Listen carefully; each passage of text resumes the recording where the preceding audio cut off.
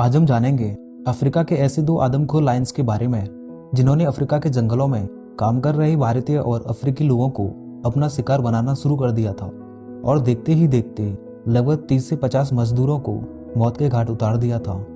आइए जानते हैं कब और क्यों इन शेरों ने अपना जंगल छोड़कर स्थायी लोगों और मजदूरों को अपना शिकार बनाया।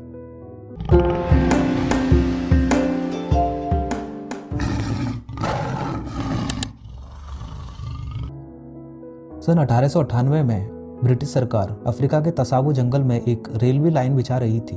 यह रेलवे ट्रैक मोम्बासा से युगांडा तक बनाया जा रहा था।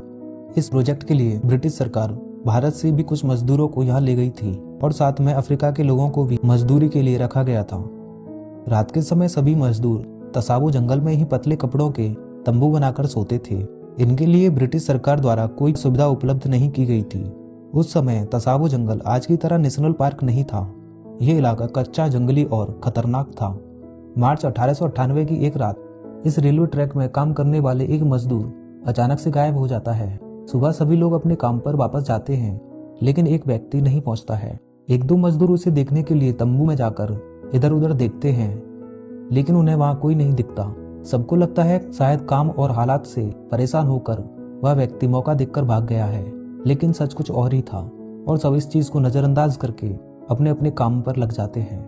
अभी बस एक हफ्ता ही गुजरा होगा। एक रात कुछ लोगों ने देखा दो बड़े शेर जो कि दिखने में बहुत डरावने हैं, उनके पास वाले एक मजदूर का तंबू फाड़कर एक इंसान के गले को अपने जबड़ों में दबाकर घसीटते हुए जंगल की ओर ले जा रहे हैं। आमतौर पर शेर इंसानों का शिकार नहीं करते, तो तसावो में यह दोनों लायंस ऐसा क्यों कर रहे थे?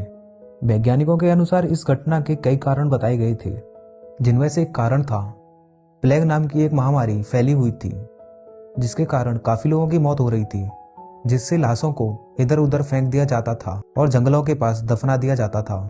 इसी कारण से जंगली जानवर और इन दोनों लायंस को इंसानी मांस का स्वाद मिल गया। और वैज्ञानिकों के द्वारा दूसरा कारण था इन दोनों लायंस में से एक लायन का दांत टूटा हुआ था, जिस वजह से यह जंगली जानवर जैसे हिरण, भैंसा, हाथी इन सब का शिकार नहीं कर पाता था और इंसान इसके लिए आसान शिकार बन चुका था।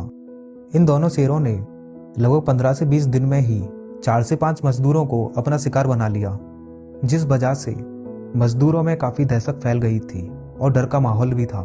मजदूर खुद के बचाव के लिए अपने सोने के स्थान के आसपास आग जलाते, कांटे की बाड़ बनाते और कुछ मजदूर बारी बारी से जागकर सारी रात पहरा देते थे।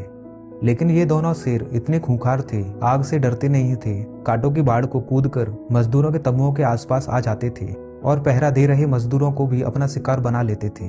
देखते ही देखते कुछ ही महीनों में इन दोनों शेरों का इतना आतंक बढ़ गया था कि लगभग 30 से 40 मजदूर को इन्होंने ऐसे ही अपना शिकार बना लिया था, जिस कारण से काफी मजदूर काम छोड़कर भाग गए और रेलवे का काम पूरी तरह से लगभग बंद ही हो गया था। कुछ दिनों तक काम बंद रहने के कारण ब्रिटिश सरकार ने इन दोनों लायंस को पकड़ने के लिए काफी प्रयास किया, लेकिन दोनों शेरों में से एक भी शेर हाथ नहीं लगा। तमाम कोशिशें करने के बाद रेलवे प्रोजेक्ट के मुख्य British engineer colonel John Henry Peterson ने इन दोनों लायंस को जान से मारने का फैसला लिया, क्योंकि ये एक आखिरी साधन था। पीटरसन कोई पेशेवर शिकारी नहीं थे, लेकिन वे जानते थे यदि यह लायंस ऐसे ही शिकार करते रहे तो शायद एक भी मजदूर जिंदा ना बचे। निगरानी करने के लिए जहां रात में मजदूर सोते थे, पीटरसन ने एक ऊंचा लकड़ियों का प्लेटफॉर्म बनवाया। प्लेटफॉर्म पर पीटरसन अपनी बंदूक हाथ में लेकर चारों तरफ निगरानी करते थे, लेकिन कुछ रातों तक एक भी शेर इस जगह शिकार के लिए आया ही नहीं। लेकिन पीटरसन ने हार नहीं मानी। वो हर रात अपने बनाए हुए प्लेटफॉर्म पर रात भर जागकर मजदूरों को हिम्मत देते थे। एक रात पीटरसन अपने उसी ऊंचे लकड़ी के प्लेटफॉर्म से पहरा दे रहे थे, तभी पास की झाड़ियों में हलचल होने लगी। पीटरसन समझ चुके थे और अपनी बंदूक से उन्हीं झाड़ियों पर निशाना साधकर शांत खड़े हो गए और थोड़ी ही देर में एक शेर उन झाड़ियों में से बाहर निकलकर पास में बनी मजदूरों के तंबुओं की ओर चुपचाप धीरे धीरे बढ़ने लगा। मौका देखकर पीटरसन उस लाइन पर एक फायर कर देते हैं। एक तेज धमाका होता है और शेर जमीन पर गिर जाता है, लेकिन शेर मरता नहीं है और घायल अवस्था में जल्दी से खड़ा होकर दहाड़ते हुए जंगल की ओर भागने लगता है। इस घटना की आवाज सुनकर सभी मजदूर अपने अपने तंबुओं से बाहर निकलते हैं और पीटरसन के साथ उस लाइन की दहाड़ और खून के निशानों का पीछा करते करते उस जंगल में पहुंच जाते हैं जहां वह शेर अपने जख्मों को जीभ से चाट रहा होता है। मौका देखकर पीटरसन एक और गोली चला देते हैं। इस बार पीटरसन लायन के सिर पर वार करते हैं, जिससे उस लायन की मौत मौके पर ही हो जाती है। मजदूर एक लायन के खत्म होने पर एक राहत की सांस लेते हैं, पर अभी आदमखोर शेरों की कहानी पूरी तरह खत्म नहीं होती, क्योंकि अभी भी एक नरभक्षी शेर जंगल में ही कहीं शिकार की तलाश में घूम रहा था।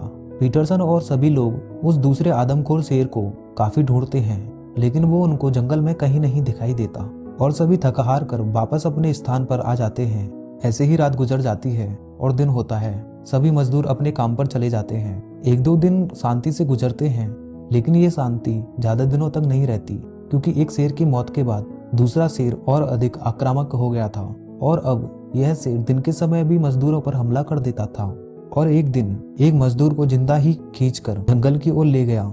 इस घटना से मजदूरों में फिर से वही डर पैदा हो गया।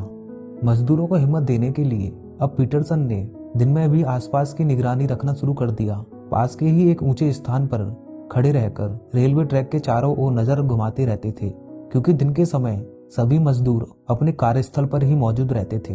एक दिन दोपहर के समय सभी मजदूर अपना अपना काम कर रहे थे और थोड़ी ही दूरी पर एक जंगली भैंसा घास चर रहा था। तभी अचानक से दूसरा शेर उस भैंसे का शिकार करने के लिए उसके पीछे भागता है। पीटरसन मौका देखते ही अपनी बंदूक से गोली चला देते हैं। शेर गति में होने के कारण निशाना सही जगह नहीं लगता, लेकिन गोली लगने से शेर जमीन पर गिर जाता है और थोड़ी देर तक फड़कता है। कुछ समय के बाद खड़े होने की कोशिश करता है, लेकिन पीटरसन तुरंत एक और फायर कर देते हैं और शेर पूरी तरह से शांत हो जाता है और पूरे इलाके में थोड़ी देर तक एक सन्नाटा सा पसर जाता है।